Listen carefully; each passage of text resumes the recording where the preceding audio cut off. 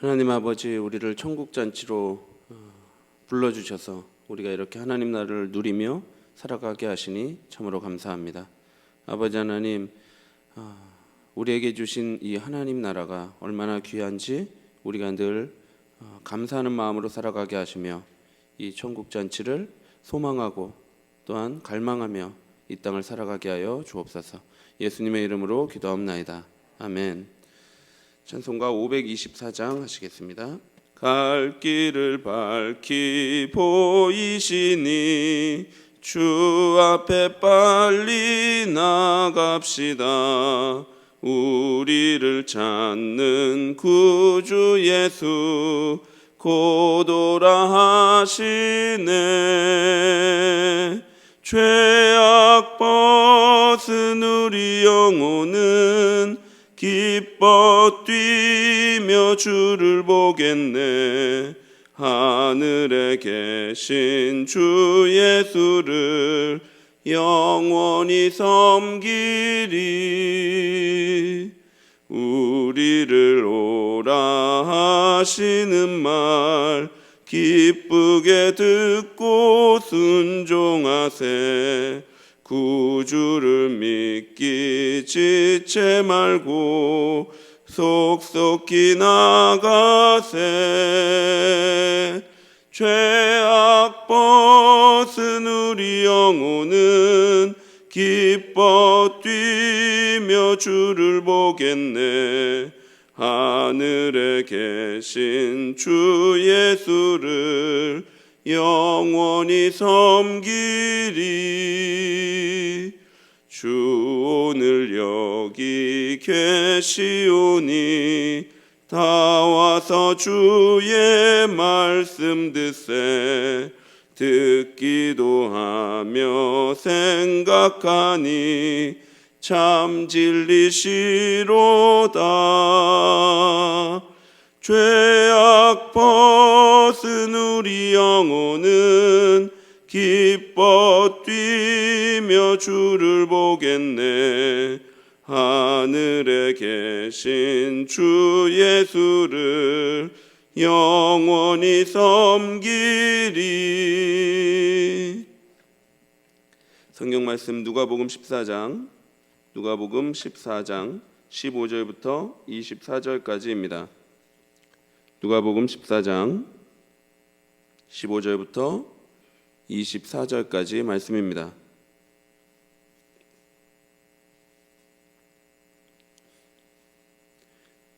누가복음 14장 15절부터 24절까지 한 절씩 교독하겠습니다. 함께 먹는 사람 중에 하나가 이 말을 듣고 이르되 무릇 하나님의 나라에서 떡을 먹는 자는 복되도다 하니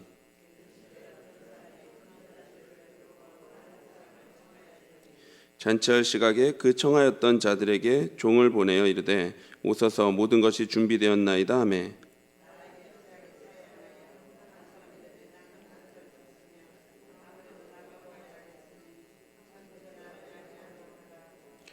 또 한 사람은 이르되 나는 소 5겨리를 샀음에 시험하러 가니 청컨대 나를 양해하도록 하라 하고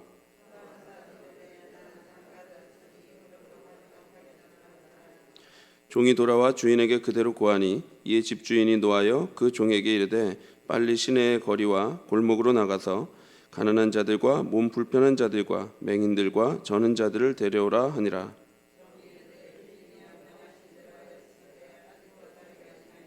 주인이 종에게 이르되 길과 산 울타리 가로 나가서 사람을 강건하여 데려다가 내 집을 채우라. 내가 너희에게 말하노니 전에 청하였던 그 사람들은 하나도 내 잔치를 맛보지 못하리라 하였다 하시니라.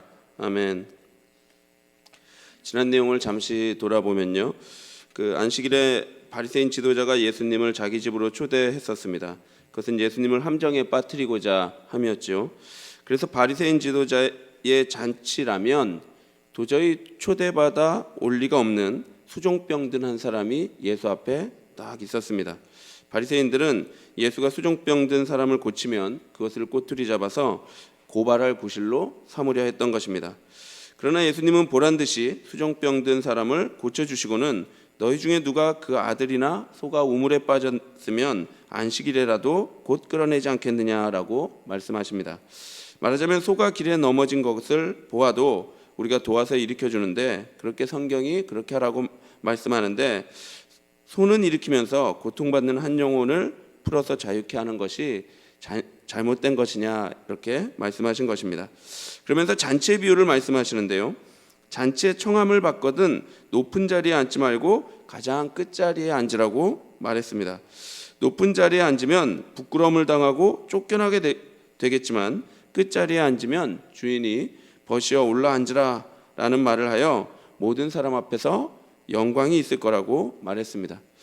그래서 우리는 지난 시간에 이 비유를 풀면서 높은 자리에 앉고자 하는 사람은 바리새인처럼 스스로 선하다고 생각하는 교만한 사람이다라는 것을 보았고, 끝자리에 앉고자 하는 사람은 수종병 걸린 사람처럼 그 잔치에 나는 스스로 어울리지 않는다라고 생각하는 자, 곧 하나님의 은혜를 아는 자라고 말씀드렸습니다.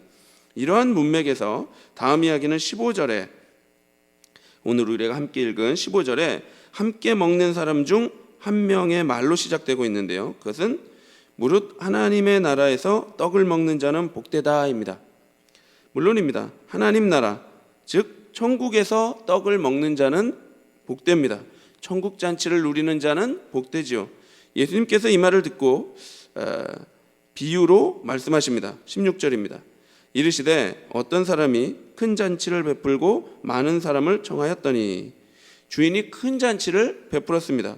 우리는 1절부터 여기까지 쭉 왔기 때문에 지금 예수님이 큰 잔치의 비유를 말씀하시는 것이 다름 아닌 천국 잔치를 말씀하시는 것임을 알 수 있습니다.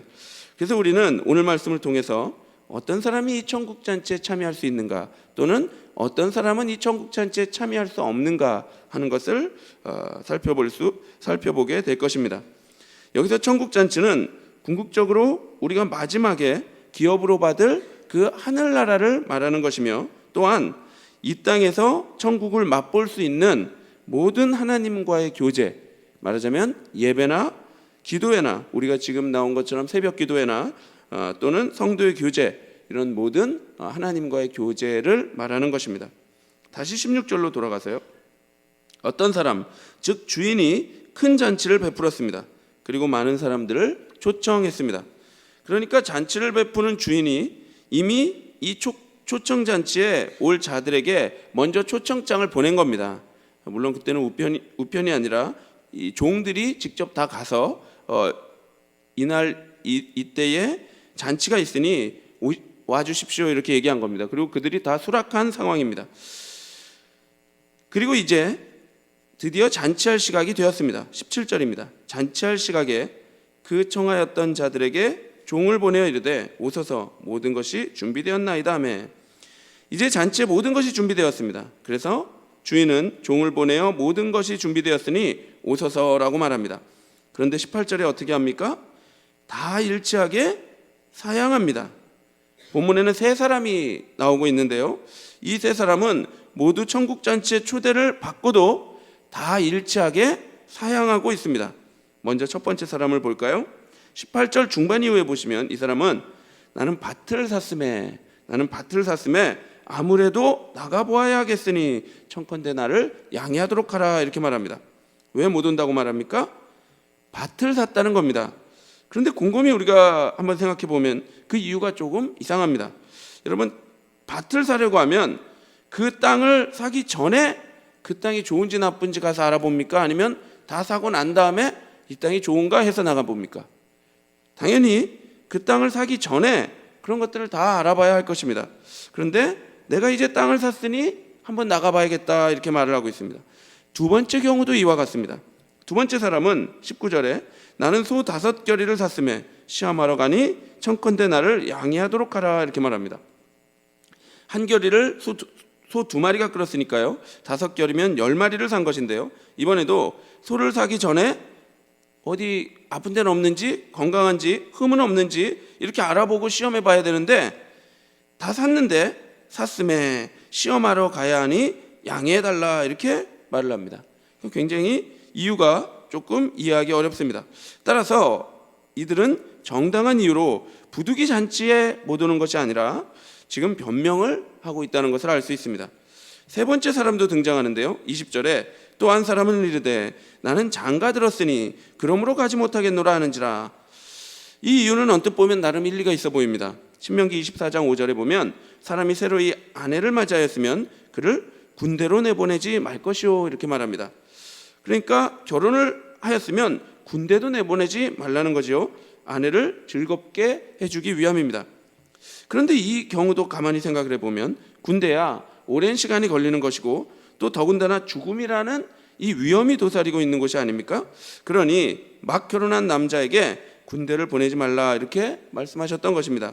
그러나 결혼했다고 해서 큰 잔치에 참여하지 못한다고 말하는 것은 이 또한 참 이해하기가 좀 어렵습니다. 중요한 것은 18절에 다 일치하게 주인의 잔치에 참여하기를 스스로 사양했다는 것입니다.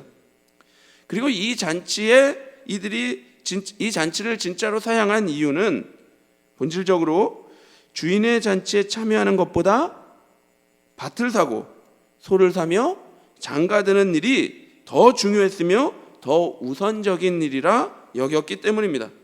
이 세 가지는 우리의 인생에서 가장 중요하다고 말할 수 있는 것들이죠. 말하자면 재산, 일, 가족이라고 말할 수 있습니다. 그러나 오늘 본문에서 인생에 이렇게 가장 중요하다고 할 수 있는 재산과 일과 가족은 천국잔치의 가장 큰 경쟁 상대로 등장하고 있습니다. 사랑하는 성도 여러분, 오늘날은 어떻습니까? 오늘날도 예수님의 비유와 별반 차이가 없는 것 같습니다. 많은 분들이 교회에 오시겠다고 이제 등록을 하십니다. 초청을 받으신 것이죠. 그런데 한동안 안 오시는 분들이 있습니다. 그리고 신방을 해보거나 또 전화를 해보거나 해서 그 이유를 알아보면 왜 이렇게 못 왔나 해서 이유를 알아보면 이제 대부분이 많이 바쁘시다는 겁니다. 참 지금 너무 바빠서 지금은 어쩔 수 없다. 보통은 그런 이유입니다. 웬만하면 나가겠는데 이번에 일을 하나 더 벌려놔가지고 아무래도 이거는 좀 마무리하고 나가야 되지 않겠냐 이렇게 말씀하시는 겁니다. 이번 일만 좀 마무리되면 그렇게 안정되면 그때 나가겠다 이렇게 말씀합니다. 여러분 그 일 마무리됩니까? 그 일이 안정이 됩니까? 또 다른 일 생기죠? 계속해서 후순위로 밀려나는 겁니다. 하나님을 예배하고 이 주의를 지키는 것은 자꾸 밀려나는 것입니다. 사랑하는 성도 여러분, 되게 비슷하지요? 오늘 본문에서도 이번에 밭을 사서 아무래도 나가봐야겠다 이렇게 말하지 않습니까? 이번에 소 10마리를 사서 아무래도 좀 시험을 해봐야 되겠다라고 말하고 있는 겁니다. 그러니까 이 땅에서의 내 재산과 내 일이 천국잔치보다 더 우선순위에 있는 겁니다. 그러니 가야지 하면서도 늘 예배는 언제나 우선순위에 밀려서 결국은 못 나오게 되는 겁니다. 어떤 사람들은 가족이라는 우선순위에 밀려서 예배를 포기하기도 합니다. 재산이나 일이나 가족은 우리의 삶에 매우 중요한 것들입니다. 이것이 중요하지 않다고 말하는 것이 아닙니다.